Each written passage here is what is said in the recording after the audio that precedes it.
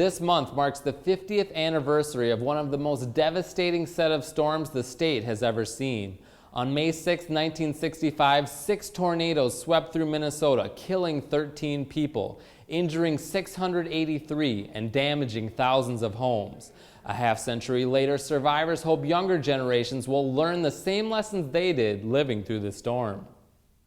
Just hope nothing like that happens again. Record-setting blizzards and flooding pounded Anoka County in the early months of 1965. On May 6th, Barney Buss of Fridley says he could tell something else was on its way. He had plans to pick up his son from school.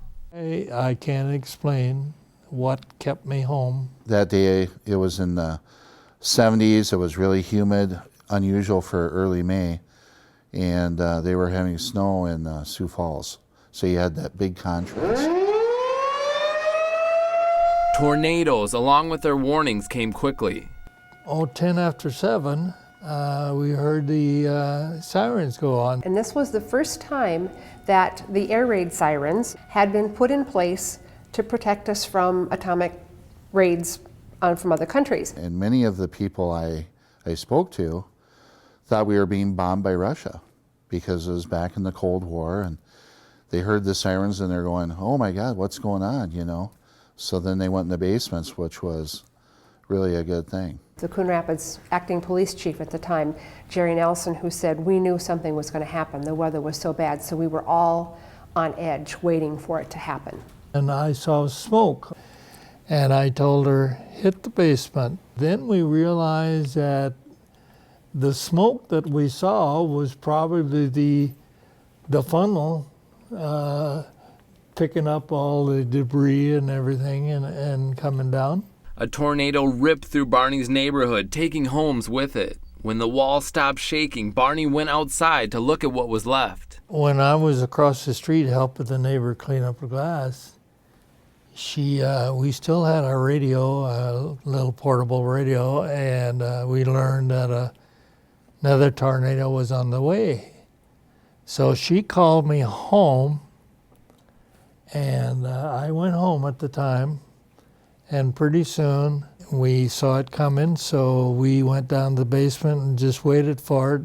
And when it came, the pressure dropped so much that it is much more than I had experienced on any aircraft that I've, dealing with a pressure difference. And Some of the kids started to cry. it was hurting the kids' ears.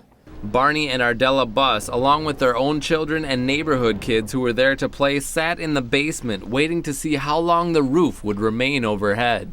There are a lot of, pounding and creaking. And The second tornado passed, leaving the Buss home nearly untouched. Others weren't so lucky. The other neighbors started gathering around, and we were really the only livable house, I think, in the block. Yeah.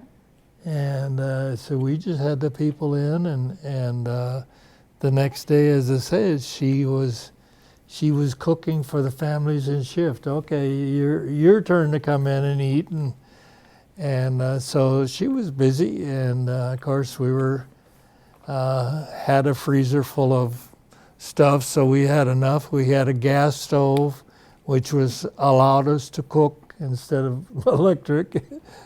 While the Buss family was offering neighbors food, many more needed shelter. The Fridley Trailer Park on 73rd and Central, that was hit 3 times that night. I was in a trailer in Fridley Terrace, and I grabbed my 2 little girls and tried to stay on the floor. And then the refrigerator came over on top of us. They said another one was touching down. Somebody took my other little girl. And then my baby and I ran to a house, and we were there until we came here. A third of the city of Spring Lake Park, a third of the houses in that community were either gone, flattened, or severely damaged. In Fridley, much larger community, but they lost a quarter of their homes that were damaged or destroyed. I didn't think it was near as bad as what it was until it was over, and I looked outside and saw trailers next to me over on top of the trailers next to them. Current Anoka Historical Society program manager Vicki Wendell remembers seeing the damage as a child in her relative's neighborhood and went on to learn the great impact the twisters had. But it's not just the houses. You don't have electricity. All your utility lines and things are down for the people who actually do still have a house. You can't go to the store and buy something because 2 shopping centers in Fridley they're gone. They're not there anymore. Gas stations, it's gone. You can't go buy something. The kids can't go to school because 2 of the schools took huge hits. Alan Taylor experienced the storm as a 5-year-old boy in Mora, inspiring him to research and write 2 books on the tornadoes. Officially, the tornadoes killed 13 people that day, but Taylor says injuries from the storms led to about 90 more deaths within the next year. Supposedly there were 683 injuries, but far more occurred than that. For the reason they go to the hospital, there's 100 people in line, well, let's go back home. With Fridley's Unity Hospital still under construction, many filled Mercy Hospital of Coon Rapids and others nearby. No hospital is ever prepared to take that many injured people at a time, but Mercy Hospital took as many as they could.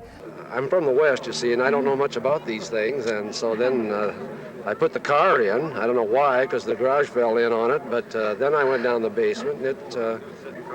I don't know how to describe it. I guess you could say confusion.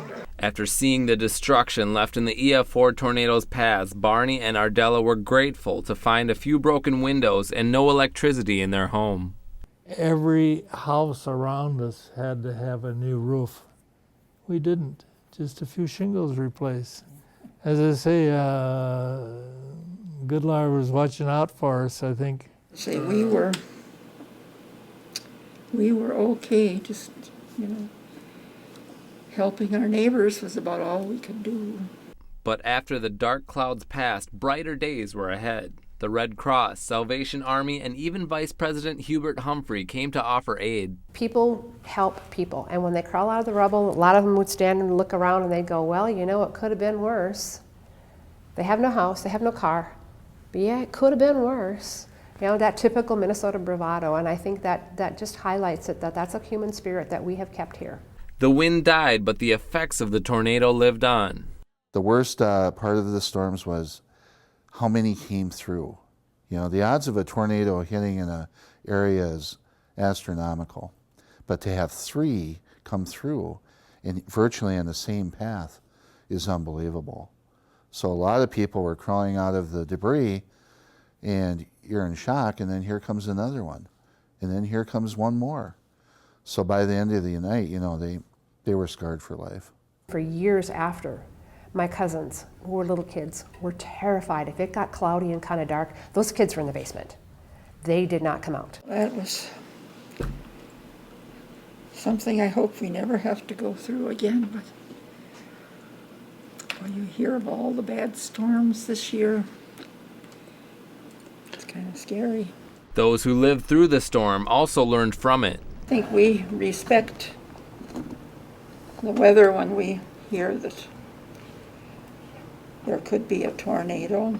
We know that we should take the necessary precautions, and I think since then we've gotten a weather radio so that we can keep track of all the storms in the area.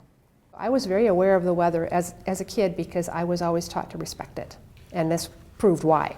I think people really need to have a plan. They need to be watchful, and when it does happen again, it will happen again. But when it does, people need to be prepared, and they need to get to shelter. Exhibits on the tornadoes are on display here at the Anoka County Historical Society and at the Minnesota Historical Society in St. Paul.